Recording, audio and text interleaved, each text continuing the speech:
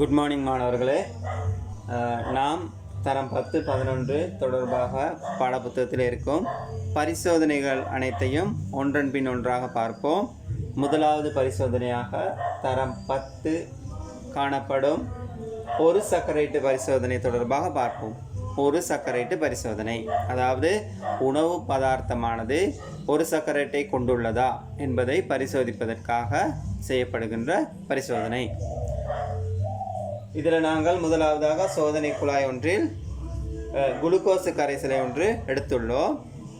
Glucose கரைசல், அதன் பின் அந்த குளுக்கோசு கரைசலுக்கு சிறிதளவு பெனடிக் கரைசல் சில துளிகளை இடுதல். பெனடிக் கரைசல் சில துளிகள் எனும் போது இது சாதாரணமாக பார்மசிகளில் காணப்படும்.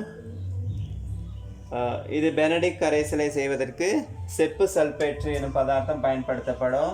நீங்கள் தரம் 11 செப்பு சல்பேற்று உப்பின் பயன்பாடு என்றும் தலைப்பில் படிக்கின்ற நேரம் செப்பு சல்பேற்றின் மூலமாக தான் பெனடிக் கரைசல் தயாரிக்கப்படுகிறது என்பதை விளங்கி வைத்திருப்பீர்கள்.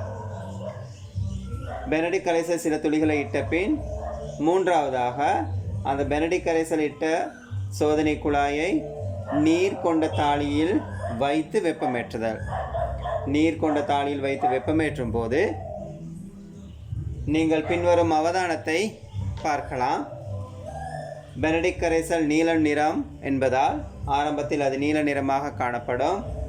வெப்பம் அதிகரிக்க அது பச்சை நிறமாக மாறி அதன் பிறகு பசிய மஞ்சளாக மாறும். பச்சையும் மஞ்சளும் கலந்த ஒரு நிறமாக மாறும்.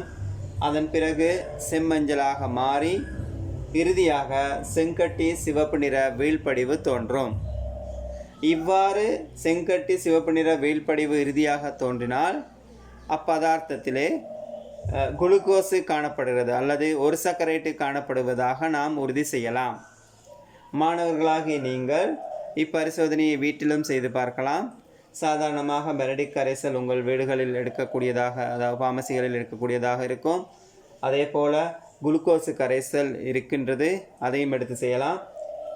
வேறு ஏதாவது பதார்த்தங்களில் குளுக்கோசு காணப்படுகிறதா அல்லது ஒரு சர்க்கரைட்டு காணப்படுகிறதா என்பதை பரிசோதிப்பதற்கும் நீங்கள் இந்த முறையை பின்பற்றலாம்.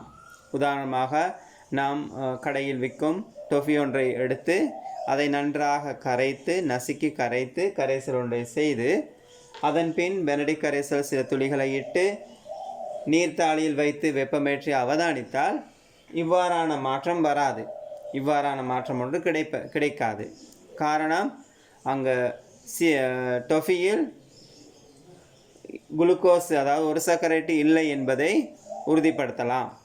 ஆகவே ஒவ்வொரு பதார்த்தங்களிலும் இவ்வாறு நாம் பரிசோதனையை மேற்கொள்ளும் போது ஒரு சர்க்கரைட்டு காணப்பட்டால் கட்டாயமாக பின்வரும் அவதானங்கள் அங்கு அவதானிக்கக்கூடியதாக இருக்கும்.